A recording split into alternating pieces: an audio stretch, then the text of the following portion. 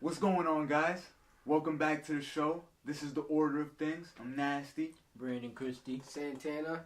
Today is Captain Marvel Day, as that can explain all the merchandise we got on the table. You know what I mean? The movie just released. We're actually going to go see it right after we do this video. So, you know what I mean? Make sure you guys go check it out too if you're curious to know more about it. This video is more or less going to be dedicated to who Captain Marvel is and the character of her and sort of just the history she's been through, because I know a lot of people don't necessarily know it all, and it is sort of complicated, you know what I mean? She hasn't been a front runner until now. So we're going to hash out all the details, talk about some characters who will be in the movie. This comic we have right here, you know, we'll talk about this story a little bit too. It's just where she first took on the name Captain Marvel, because she wasn't always named that. But, you know, just starting off, you know, big with the movie. So her real name is Carol Danvers, and she was born in Boston. You know what I mean? As a kid, they called her Beans, because she was from the Bean. You know what I mean? No, man. You know what I mean? So we repping that. But yeah, you know, she kind of grew up just as a normal kid, normal girl. But with a few tidbits here and there. Her dad was actually pretty abusive. He used to beat her and her brothers. You know what I'm saying? He was an alcoholic. And he was very verbally abusive as well. So she comes from sort of rocky upbringings as well, you know what I mean? Even though she did live just kind of as a normal kid, looking up to superheroes, you know what I mean? And wanting to just be the best she could be. And that'd be something that comes up. But as she kind of grew up and did her own thing, she went to school, went to college, she published a few books, she became the editor of the Daily Bugle for a small amount of time. I mean, little interesting things like that to already show you she's just been around, you know what I mean, at all times. Been working. Right. She joined the military and was like one of the top lieutenants, top commanders, before eventually going up into the Air Force and working for them. Again, just moving up the ranks. Her last stop would be working for NASA as like a space explorer and just going to like the moon, going to other planets, dealing with intergalactic shit. You know what I mean? So really right out the gates, Carol Danvers was just this normal woman that had a lot of potential and was a very good like symbol for like feminists and women who wanted to prove that they could have the same jobs that men had. You know what I'm saying? Like, because this came out in like the 60s and the 70s when women were just starting to be able to vote and, you know what I mean, stuff like that. A lot of movements were going on. Facts. Things really took a turn for Carol when she met a Kree alien by the name of Marvel. And Marvel is the original Captain Marvel. He's just this Superman type of guy. You know what I mean? He fought Thanos in the original, you know what I mean, like Thanos Wars. He had a lot to do with Kree warriors and fighting the Skrulls when the Kree-Skrull War happened. He was the guy who was actually more involved in that, not Carol Danvers. And the movie's gonna show it to be her, but we'll get to all that. There was an accident where her and Marvel got like fused together. And what was going on at the time was she had become like his sidekick / love interest.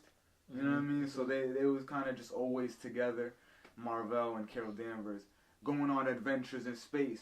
Because him being a Kree, he fucked with humans. You know what I mean? He liked being on Earth. He wanted to help us. So he was always down with whatever missions NASA was working on. But one day, they're in a fight with Skrulls, and there's this machine that is called like the Psych Magnetron. And basically what it does is whatever you're thinking about at the time that it hits you, that's what it's gonna manifest for you. You know what I'm saying? Just whatever's in your psyche. And it's interesting because Carol had always sort of looked up to Marvel, Captain Marvel, like that was her hero.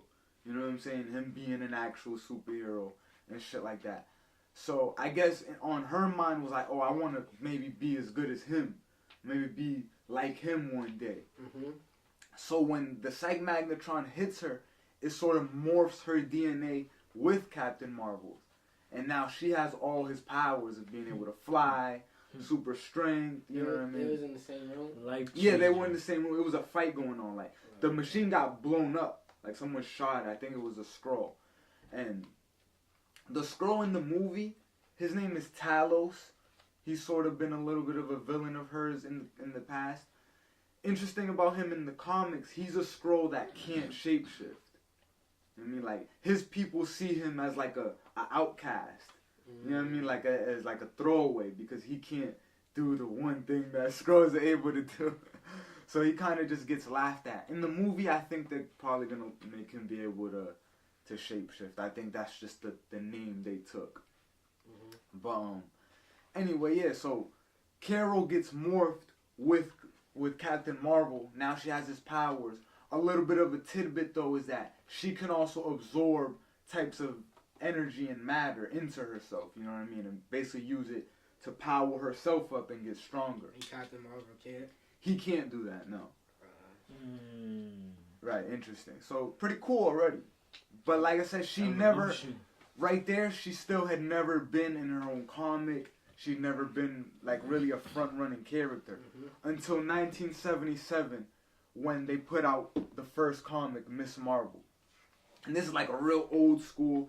She wears a suit that sort of looks kind of like the one you see here, but it's like more like a bikini and with a cape. You know what I mean? It looks more like Marvel's. She becomes like his sidekick.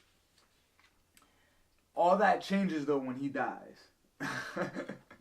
He gets cancer and he just passes away. You know what I mean? It's the one thing he couldn't be. They push it that way. Crazy. How you get cancer? Nitro. Remember the guy who caused Civil War? Who blew up? Yeah, like since he can just kind of control like radioactive energy like that, he infected him with some shit. You know what I mean? But going on from there, she kind of switches her identity a little bit. She's still Miss Marvel, going on like that. She was his sidekick and she's living in his shadow more or less. But she changes her suit. Now she's no longer wearing that like red and blue uniform. She starts to wear a black like one piece, and it's got the yellow lightning bolt on it. You know what I mean? And she goes forward and that. Yeah, you guys should have seen her in past Avengers comics that we've done and talked about. The deal was with her. First, you know, she kind of joins and she's just a member of the Avengers. Everything is normal until a villain named Immortus basically impregnates her. He rapes her. He gets in her mind, tricks her, seduces her, tricks her into falling in love with him, and, you know, impregnates her. When she comes back, and it's like 5 days later, she's already about to have the baby. You know what I mean? And the Avengers is just like, oh shit, like what the hell? When she has the baby, it's Immortus. It's the guy that raped her. Like, he gave birth to himself through her. And it's like, what? So what happened to the older? So that's the thing. He was from another universe and wanted to get into this universe. But he couldn't unless he was born naturally. You know what I mean? He would die if he just, like, came. You know what I mean? So that was his plan. Eventually... What's his power? I don't really remember, and it's probably something stupid. His name's Immortus, so I would assume he's immortal. Something along those lines, you know what I mean? He's a real gimmicky character that we're never probably ever going to see again. This story was actually very controversial in her history, and it was Avengers 200. After that, you know, when she has the baby and she realizes, you know, like, this is the nigga that just raped me, you know what I mean? All the rest of the Avengers are so, like, blinded by, like, oh my god, look at the cute baby. You know what I mean? That they don't even give a fuck about how she feels and, like, that she just got raped. Like, you know what I mean? And getting hurt. Basically, she got raped by her son to have him. You know what I mean? Like it's freaking weird, nigga. So she's like, yo, y'all are weird as fuck. Like, I can't believe y'all I'm quitting the Avengers. And she leaves the Avengers. And eventually the kid, when he grows up in a few days, he starts turning to dust. Like I said, it gets wrapped up really quickly. It's not important at all. So the Avengers didn't help the kid or anything? Well, no, they were just kind of like cradling it. Like when he grows up and shit. He went and left to do his own thing. You know, it's Immortus, essentially. But we find out he couldn't live in this universe after all. But that's getting off track. Carol decides to leave the Avengers, and she's like, you know, I don't want to be part of this shit no more. And she's found by Rogue. Rogue's kind of like just like creeps up on her. Rogue thinks it's like a ambush. You know what I mean? So they just start fighting. And Rogue grabs her and holds her just too long and absorbs all her memories, all her powers. So Miss Marvel is just like depowered for a little while. I mean, she can't remember anything that's ever happened to her. That's why Rogue in the comics now can fly and can do like super shits, because she absorbed Miss Marvel. Rogue will always be able to keep the abilities she's absorbed. You know what I mean? And it sort of depends. Like, they've chosen which ones to let her keep or not, but being that was like one of the first things she did, they've always let her keep it. So pretty cool history right there. You know, check out the link between Miss Marvel and Rogue. Like, that's a little rivalry that always comes up in her comics. And maybe now that they have X-Men, we can see it in the movies too. Eventually, it's Professor X that helps Miss Marvel like unlock her memories out of like the deep parts of her brain and get her powers back. They start to like come back over time slowly. And she's like, you know, I kind of like it here. I'm going to stay with y'all. And she joins the X-Men for a little while in like the mid-'80s. No, so now she goes from being on the Avengers to being on the X-Men. She's one of the few characters that have done that. One of the first, you feel me? But we don't, you know, a lot of people don't really know that. She goes on like some space adventures with the X-Men, Kitty Pryde, and a few other lesser-known X characters. Until this race called the Brood. Yeah. The Brood are like these insects. We've seen them in Planet Hulk and in a few other spacefaring events. But basically, they capture her from a fight, and they're like, oh, you can absorb like energy and shit. We're going to try and use you to absorb a star and see if we can manifest that energy into a weapon. You know what I mean? And when she absorbs it, she ends up like bursting into like flames type, you know what I mean? Now she's just on fire, her hair basically looking like a Super Saiyan, you know what I mean? But on fire. And she starts to go by the name Binary, which is probably one of the worst names for a character ever, but you know what I mean? She changed her name to that for a little while. Yeah, I don't know about that transition. So, Binary, but hey. Right, even before she's become Captain Marvel, she's already had several other names in the past too, you know what I mean? Yeah. So what happens after that? After that, she kind of, well, you know, it actually gets bad for after that, because she finds out that the shit is like burning her out. So her powers are getting drained again. Damn. You know what I mean? And that's when she goes back to the Avengers.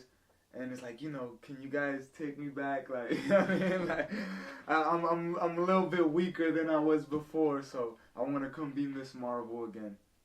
And she goes back to her old black costume with the yellow lightning bolt, but she changes her name there to Warbird. You know what I mean? And which is, I think, is a little bit of a cooler name. Yeah, that's like her code name. Binary. Right. And there, when she's Warbird. Yeah. That's because we find out that there was a point she had come in contact with Jean Grey and absorbed part of the Phoenix.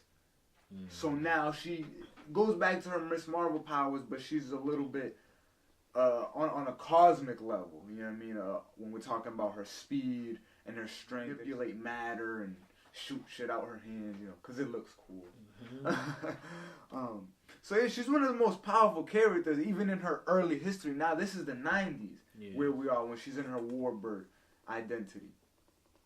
But that comes to an end in an event we've talked about and we started our show with, which is Avengers Disassembled.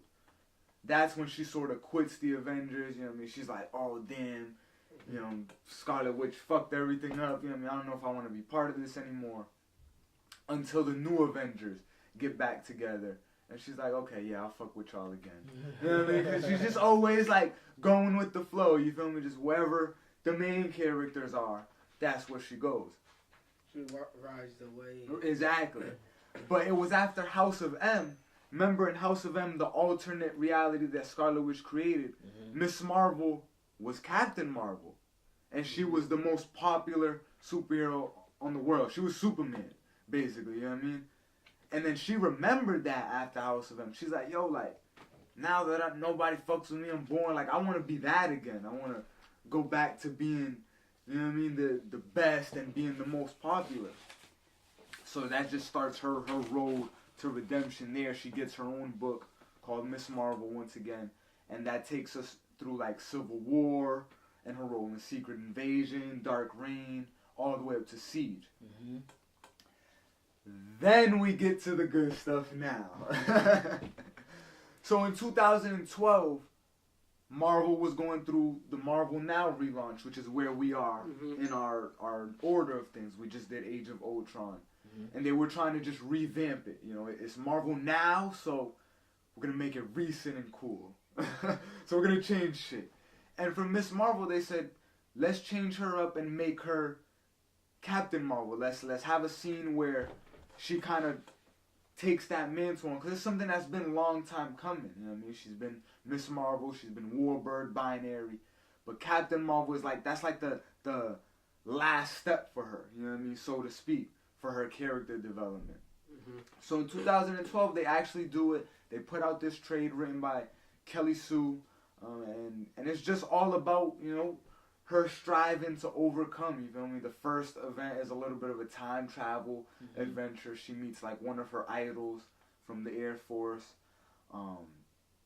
There's an Infinity tie-in, which is the next story we're going to talk about. She actually goes into binary mode during that. There's a scene where like the Avengers are fighting in space against the Builders. And like, you know, their whole ship gets shot at, the one Carol Danvers is piloting. And then she just comes out the ship in binary, just banging, fighting, you know what I'm saying? Like, so, she's uber powerful, like, in her history, we've seen her go toe-to-toe with the Hulk. I mean, we've seen her punch the Hulk into space, and then Captain America tell her, like, yo, don't do that, go get him.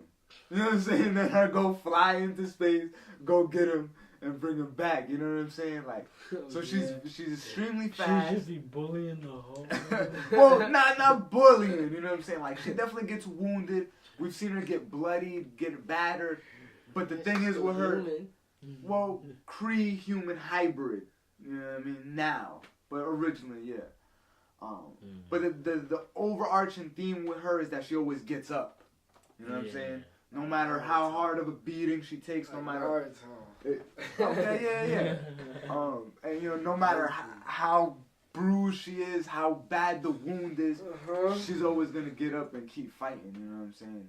Facts. So it's gonna be awesome to see that in the movie. It's Captain America that tells her, you know, one day they just kind of fighting these villains, you know, just like a side mission. And he's like, you know, you should change your name to Captain Marvel. You should just take the mantle. Like, he's been dead for years.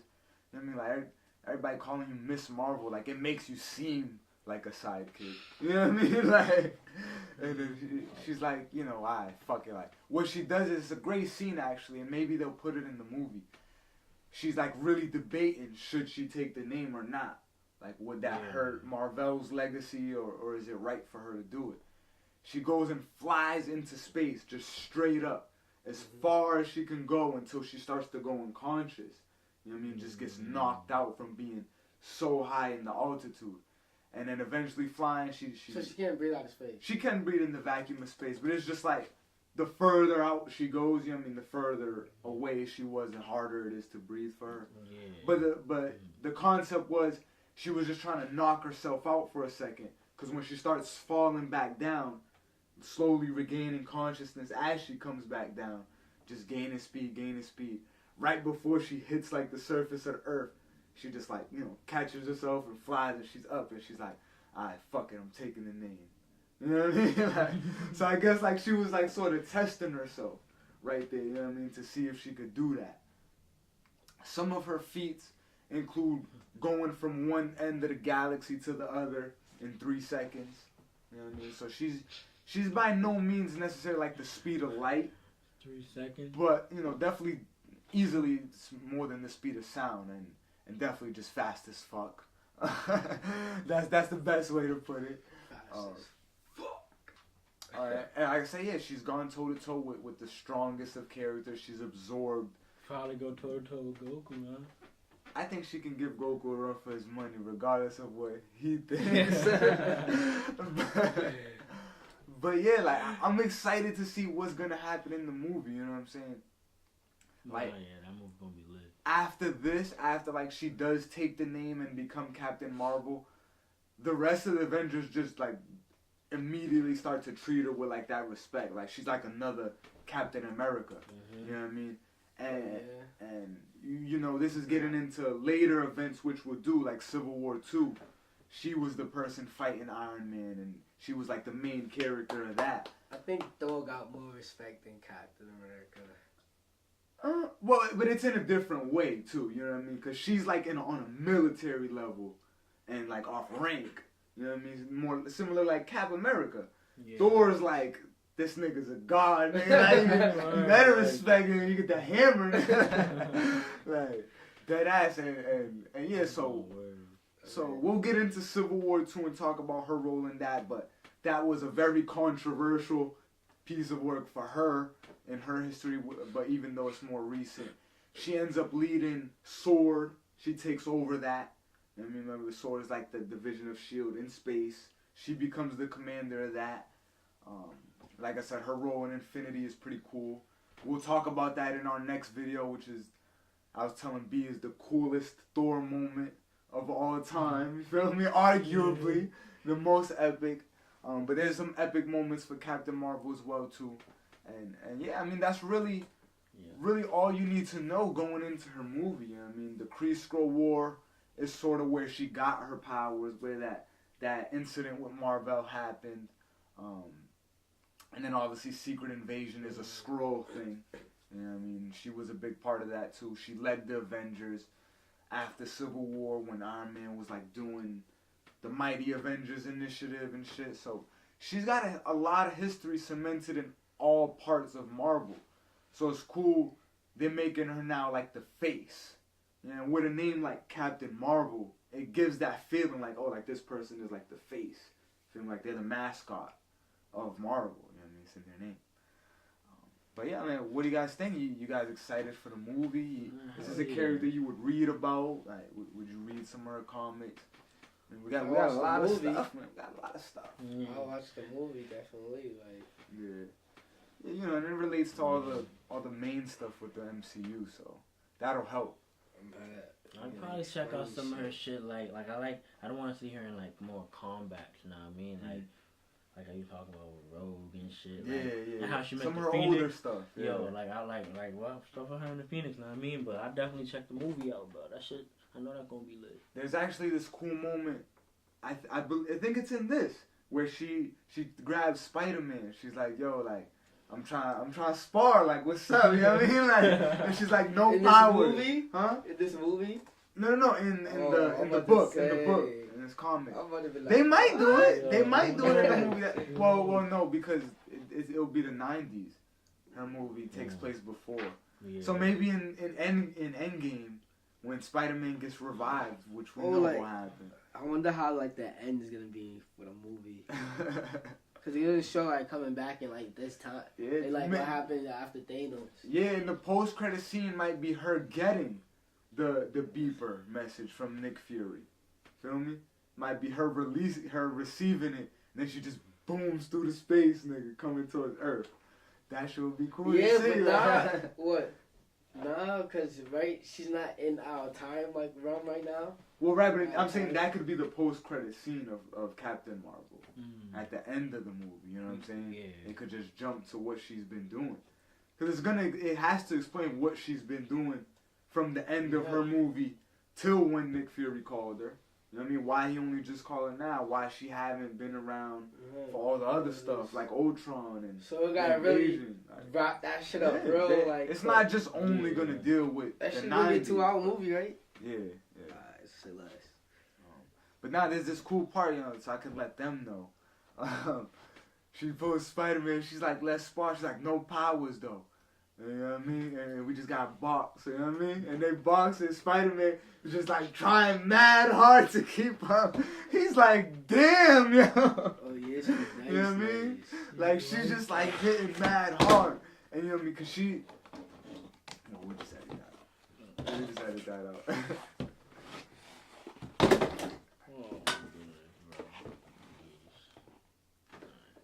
She's hitting mad hard, and he's just getting like overwhelmed by the force. You know what I mean? Mm-hmm. And he can't keep up. Like even with his super strength, he wasn't expecting that. But maybe we'll see that scene. I would love to. I guess we also got to talk about the cat. Goose is his name in the movie. Mm-hmm. You know, in the comics, his name is really Chewie, because she's a big like Star Wars fan, Carol Danvers. And she's like, since I'm going to be going on space and you're going to be my little sidekick, I'm going to name you Chewie, like Chewbacca. But I guess for some reason, Disney doesn't want you to get confused with the other real Chewbacca or so. Whatever. So they name him Goose. They pulled that out the hat. But make sure you go see Captain Marvel. That's where we're going right now. So maybe we'll see some of y'all there. Have a good one, all right?